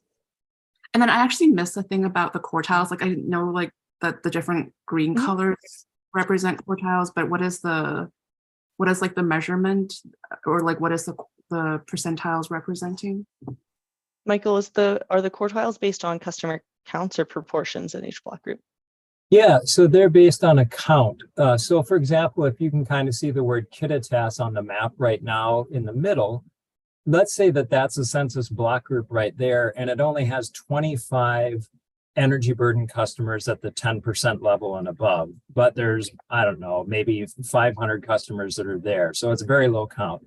But then in the block group right next to it, let's say that there are, 500 customers that are at that threshold and above of 10% energy burden. So basically we look at all the block groups in the service area, and we look at the counts in every single one of how many customers are energy burdened at the 10% level or more. And then we said, okay, where's the top 25%? Every one of those block groups that's in the highest 25% customer count, we're going to turn dark green. And then the ones that are between what would be 50% and 75% are the next level of green. And that represents on the far left side of the screen, the number 3. And then if you're between 25 and 50%, that's a 2. And if you're between 0 and 25%, you'd be a 1. So those, the light shaded ones have very low counts relative to the highest area. Okay, thank you so much for the explanation and for the wealth of information that you're sharing tonight. Sure. And hearing from Sophie that we should keep feedback until you give us the green light, right? I'm not that strict. While you have the mic, go ahead. I just wanted to make sure before that people's burning questions were answered, but I'm not seeing any other in the chat. So C, go ahead. You can share some feedback. And thanks. I totally sympathize with like figuring out kind of like ways to define deepest need, which is a really large challenge.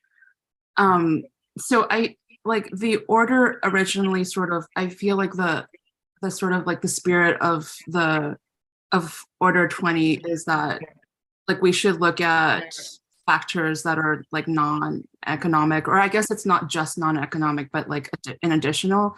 And it does seem like this is still predominantly economically based because we're using the metric of energy burden. So I just wanted to kind of like bring that up. And then the other thing I was thinking during the presentation is kind of something that I've been thinking about and that I've heard at the Equity Forum on Saturday, which is like, I think this is a very powerful tool and technique. I wonder if PSE has any way to actually like once like this is more solidified, if there's any way to, because it's like this is all based on quite abstract data in some ways, and there's so many sort of like every little step is kind of like an interpretation of something, and it's like it's subjective in some ways, right? And we kind of know that about mapping and around geography and statistical data, and there's a lot of sort of like interpretive kind of steps in between. And I wonder if there's any way that there's no way we could do it on the ground, and that's why this is really powerful. But I'm wondering if there's any way that PSE can actually do like some kind of like on the ground survey to just kind of like verify what we're seeing in like GIS. Does that make sense? Yeah, see, Michael, okay, hope it's okay if I step in here, but sure. I think Marco's point earlier really solidified what you just said, which is we were just in the Equity Forum, right? And we were in the Skagit Valley, and Marco was talking about various neighborhoods, things like that. And when I left there, I kept thinking, we need somehow to merge what we heard in the Equity Forum with whatever this mapping, this technical tool is. And we did that, right? We were at the Equity Forum, we heard all the different neighborhoods, and when Katie got to the Skagit Valley, we could actually physically see those neighborhoods on the mapping as well. And so now granted, that's just one area, right? So now there's sort of an exercise of, that's one area.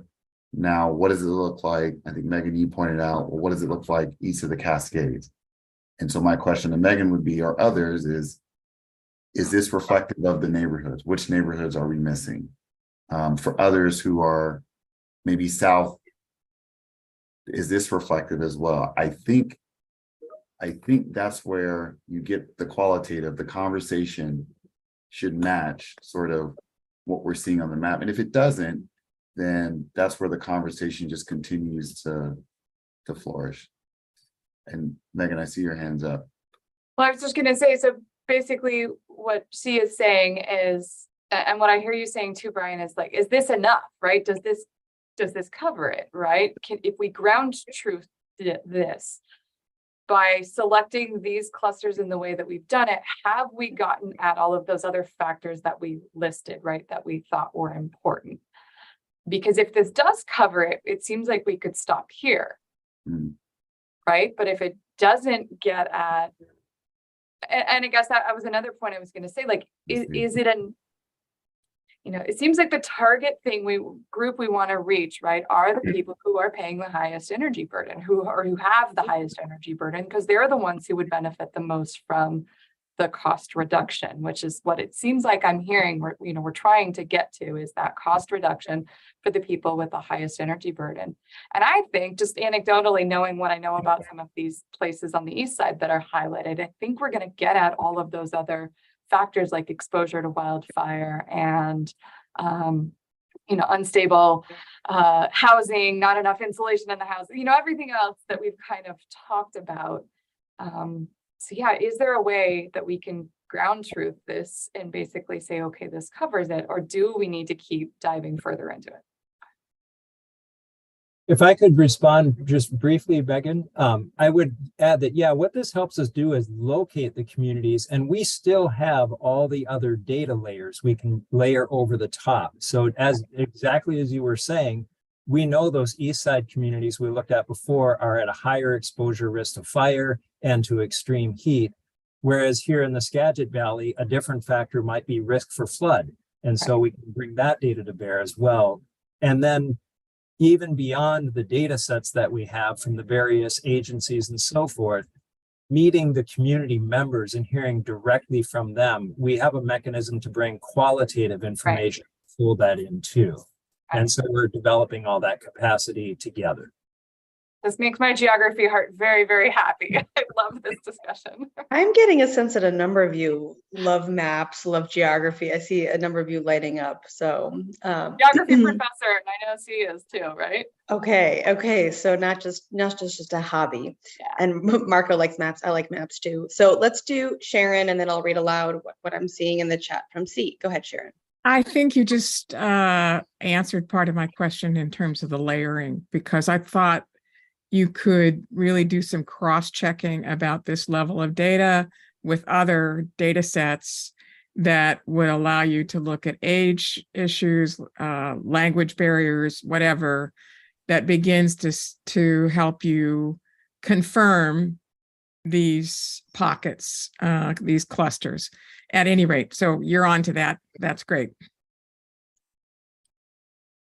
And for those on the phone, C wrote, yes, I'm asking for us to try to ground truth. So check on the ground, the information that maps are telling us. So kind of that qualitative piece.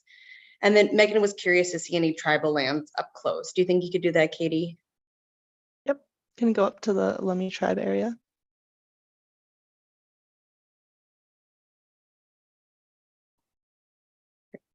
Let me know if there's anywhere else we'd like to pivot as well. Megan, does that help? Great. Well, we have about 10 more minutes for dialogue and feedback. So maybe we'll just, I'll put the call out there. Anyone who hasn't spoken yet, anyone have any questions or feedback for PSE as they wrestle with this tough question?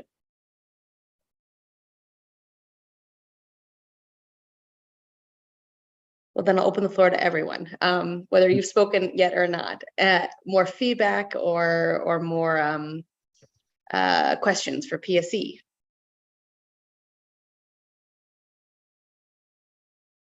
Okay.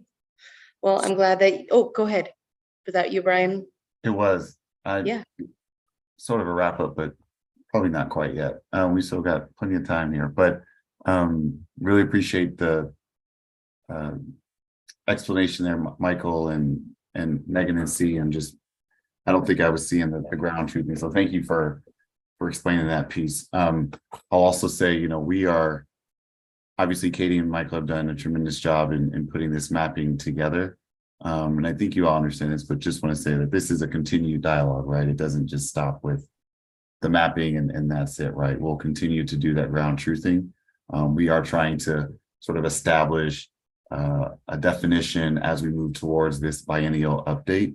But even after the biennial, we've still got to talk to customers. We still have to have people on the ground working with various communities and still doing that cross-checking of, okay, we heard this in this area. How does that match up with our mapping? So I hope you all do understand that it doesn't just stop here, but we do have to come up with sort of an initial definition, or I'll say a definition of deepest need for the biennial due in November, and then we'll continue to bring it to this group, the total group, and continue to iterate on that.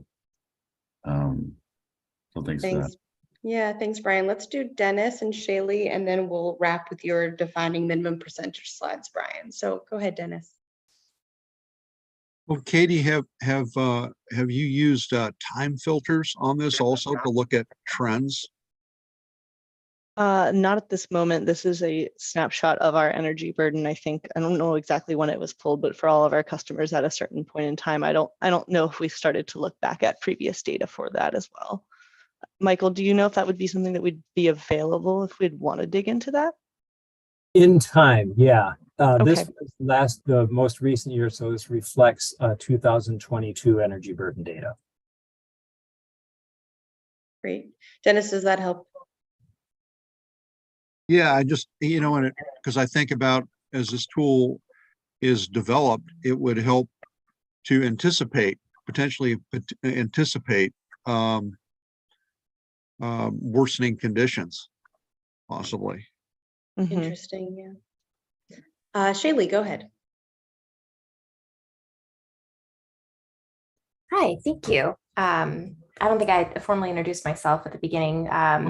Shaylee Stokes with the Energy Project, she, her pronouns. And I'm curious for Michael or Katie or Brian, do you guys have an idea of the relative numbers of PSE customers that are represented by this model of these top 50% of the census block, or even 25% of the census blocks, like how many customers that represents, and if that is relatively in line with what the other energy burden numbers reflect in the region, or even, you know, the state. I'm just like curious how that measures up and how many people this represents.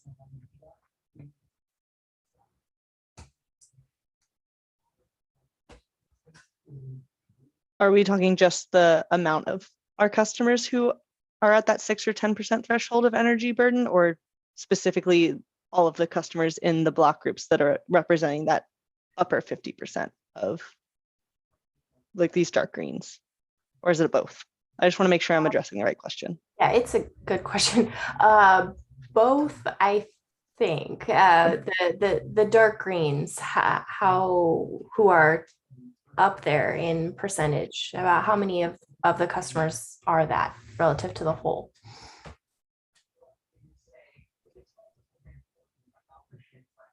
Michael, I'm not sure if we have a customer count listed on each of these. Yeah, I don't know. I don't know that we can answer it live here. I was going to say, maybe we could get back to the EAG with that information. Yeah.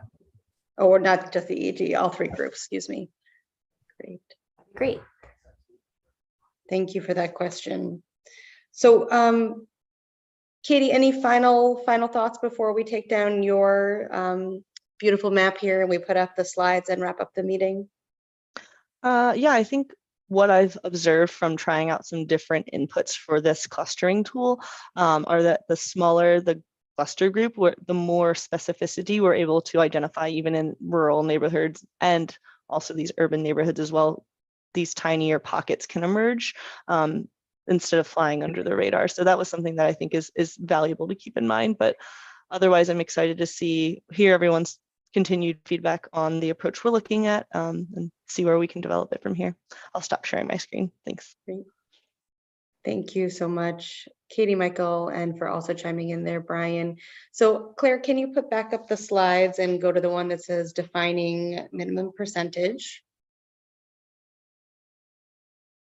There we are. And the next slide, and I'll just turn to Brian to wrap us up here.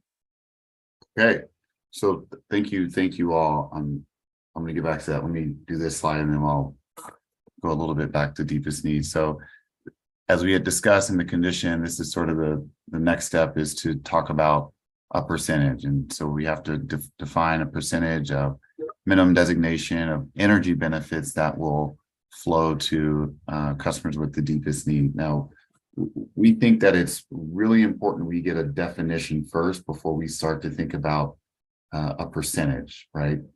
We think it's important that we first identify what those traits are, what those factors are, where our customers are, things like that before we come up with a percentage. And so that's why you don't see a percentage here. Our hope is that we will have a percentage when we come back in October and have the next round of conversations with all the advisory groups. And so just want to give you a heads up on that. And so I think, this is me going back to defining deepest need, I think what Michael and Katie, thank you both, what they've shown here really deepest need. And we sort of knew that as we started this journey, but hopefully these visuals and this discussion really helps all of us to think about how we can pinpoint either location, geographically, attributes, how we need to continue this work. So it doesn't just stop here. It's continued discussions with customers. It's on the ground. It's sort of talking to customer, making sure those things are aligned. But I think we're getting really close to having something we can use for our biennial update, and then branch off of that, build off of that for future CEIPs as well. So no further action right now on minimum designations. We're going to keep iterating on the definition and then try to understand what that designation could look like. Very good. Any final comments for Brian? Yeah, I see Sharon says great forward movement. I see from Megan, great job. So if I were to play facilitator and read the room, it seems like PSE, you're generally on the right track from what I'm seeing with incorporation of qualitative data, just to summarize. And C, go ahead. Sorry, my brain just looks really weird. I'm not trying to ruin, I think, like a really good stopping place. I'm just wondering, and Brian, I really appreciate that you're saying we're not doing a proposed minimum designation for customers with deepest need. So I think like the maps are really helpful to kind of help us understand geographically where like pockets of customers with deepest need is. And I'm wondering in terms of program design, and Brian, tell me if this is jumping the gun, like if there were customers that did actually meet that energy burden of like, say 10%, but that aren't like in the map in like one of the upper 50 quartile, one of the upper 50 percentile, they would still qualify, right? That's not sort of like the maps are just sort of like a visualization tool and not like a thing that will be written into the mechanism of the design of the programs is what I'm trying to ask. See, yes, you're correct. That would be the idea, is that this really helps us build the program, but it doesn't necessarily, wouldn't exclude customers who meet those requirements who may not be in that area, right? And, you know, in my mind, it's the map kind of helps you kind of target marketing, target outreach, right? Where should we be doing outreach, right? Where should we have conversation as we design a program? But it doesn't necessarily mean that customers who are in other areas can't participate. You know, that's something we definitely work through in that program design. So thank you, C, for raising that question. And we have Megan's hand as well. Sorry, you're probably tired of hearing from me. See, really good point. I really like what you said there. And just, again, I think I'm the only person from the east side of the Cascades, and seeing the map there with all of those clusters and the dark, service blocks or whatever they were defined by. I will say again, I think I said it to a couple people, but I really like to have one of these forums, these equity forums on the east side of the Cascades. It's hard for people from over here, especially with gas prices super high, to travel over to the ones in on the west side. So if we could maybe at some point talk about doing one over here, I'd really appreciate that. Thanks for that, Megan. Very good. Well, let's talk about next steps to make sure no one has any questions there. And that kind of wraps up the more substantive content pieces. So thank you so much for everyone's interest and acting like it's 10 a.m., not 6 p.m. with your energy levels and ability to track all this. So next slide, please, Claire. So as usual, send any written feedback after these meetings to ceip@pse.com by September 25th. And so additional biennial update topics are coming soon. And then just PSE is working real hard to do that biennial update submittal before November 1st. Other just pieces to remind you of is the next Equity Forum Planning Committee meeting is going to be September 20th, so this Wednesday from 5 to 6:30, because they're working hard on getting ready for that second Equity Forum on this coming Saturday, the 23rd. And that's going to be the one in the South. And we heard you, Megan, that East might be a good idea in the future. So big reminder there. I've heard nothing but good things about the one that happened this last weekend. The next EAG meeting is October 16th from 5 to 7 p.m. My understanding is that Rose will be back for that one. And then working backwards in time, the next steering committee meeting will be October 3rd from 5 to 6. So I want to just look to PSE staff real quick. What did I miss in terms of wrap up? Brian, Ray, Kara, anyone else? I think you got it all, Sophie. Thank you very much. And thanks everyone for being here. Yeah, very good. Well, we have about 5 minutes before public comment officially starts, and I understand there's a bit of a lag. So just any final comments from LIAC, CRAG, or EAG members?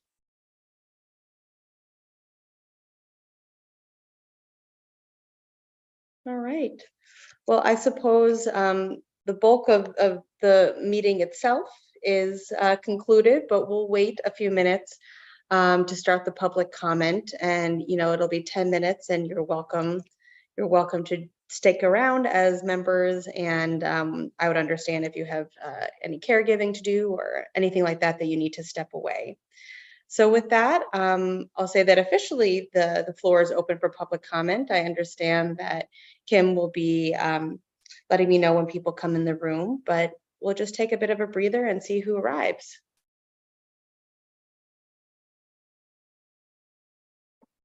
Thank you all so very much. And just my kind of earnest, cheesy moment at the end of this is it was really delightful and an honor to see how this group is just functioning and forming from 2.5 years ago when I was talking to Lucila and Rose about the formation of this. So truly a pleasure to see you all just have just jetpacks strapped to your back, making this all work.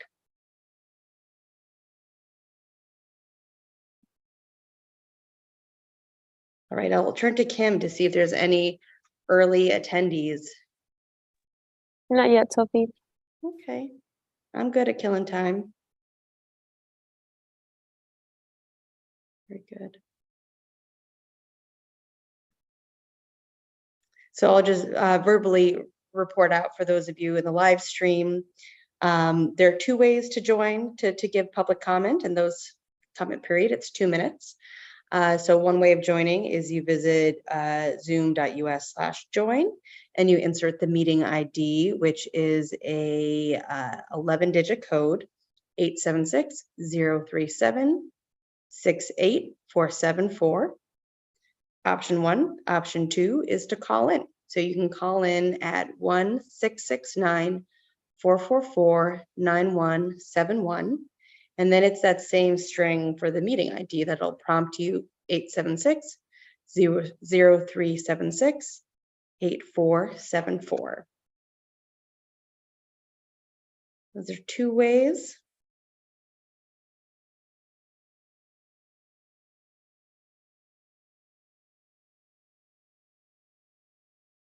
I did just feel like I was part of the home shopping network, asking people to join. Oh, let's get the correct meeting code in here. Forgive, yeah, this slide is incorrect. So I'm gonna put that in the chat now. So the correct meeting code, I'll repeat that here, is 819-580-34613.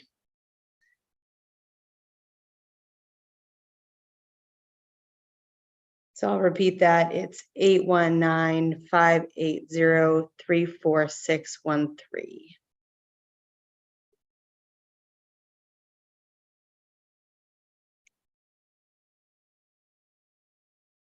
Very good.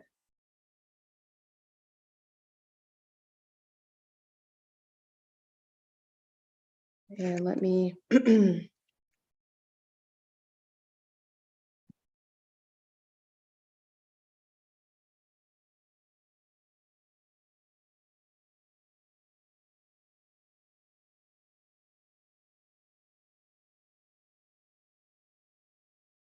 and I'll ask Claire behind the scenes, I'll ask you to multitask for a minute. Can you just update the slide with the correct ID, and so we can put that back up on the screen? She's on it. Okay, great.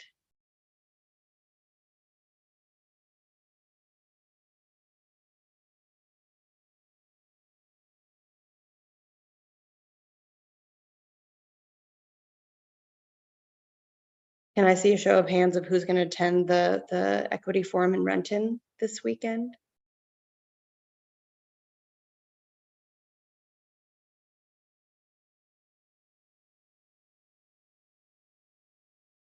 Oh, look at that. Wonderful. Wonderful. Okay, good. I think you'll all really enjoy it. Jenny will try her best. Great. And thank you for the updated slides. So just ad nauseum, 819-5803-4613.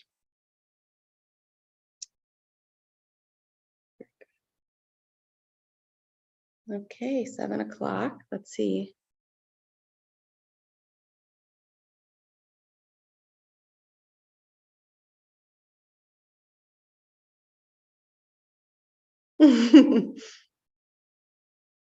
That's the best kind of peer pressure, encouraging someone to go to an equity forum. Great. Well, I heard it was really lovely for a number of you to meet for the first time after working together for so many years now.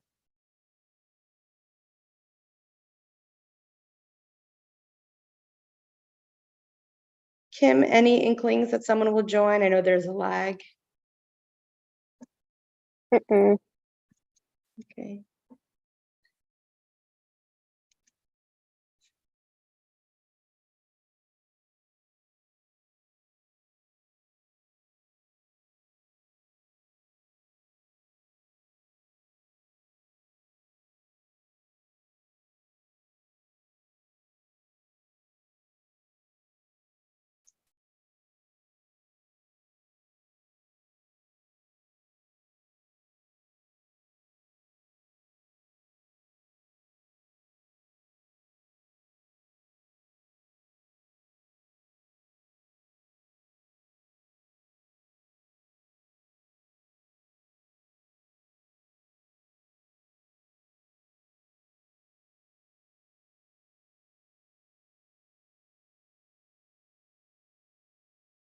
So there might be some tech issues, but I think that we're streaming okay and that people should know about this.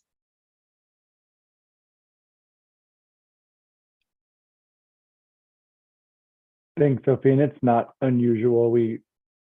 I think maybe only twice in this year we've had public comments, so Okay. not totally surprised. Thank you for your patience, everyone. Yeah. So I'm We're getting not the signal. accustomed to finishing early and having time to wait for folks to join, so. I know. I think I was too mean about timestamps. I took my job very literally. I was like, okay. Does anyone on the call, is anyone from the Arlington area by any chance? I'm up here this evening. I'm going to get dinner afterwards and I'm open to suggestions.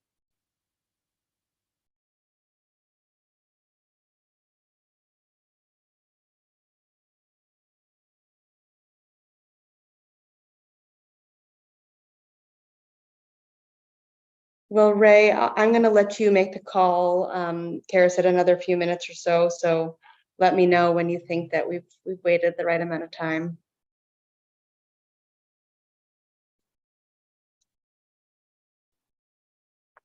Sophie, let's hold on until 7:05 and then I think we can call it. And again, reminder, if you're watching, but somehow unable to get in, if you want to submit comments, you can do that via email or our toll-free or number that's on the CEIP website as well.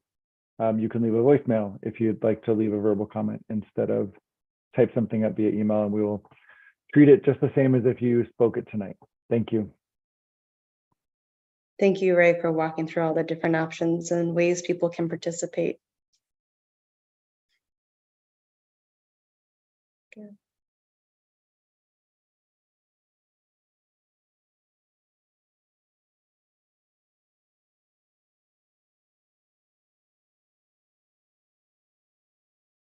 And my own process question is,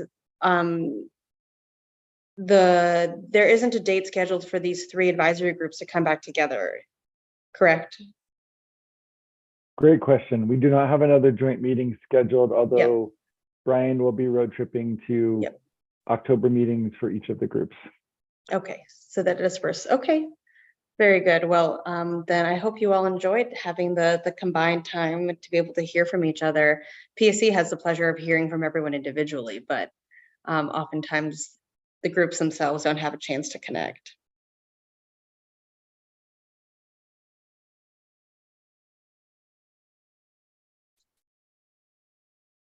I'm looking forward to seeing a bunch of you on Saturday. A bunch of us are, so Yeah, Enjoy your week and we'll see you Saturday. very good. We're at 7:05, so I think we can call this meeting adjourned. Thank you so much for letting me be part of it this evening, and yeah, we'll all be in touch soon. Thank you. Bye.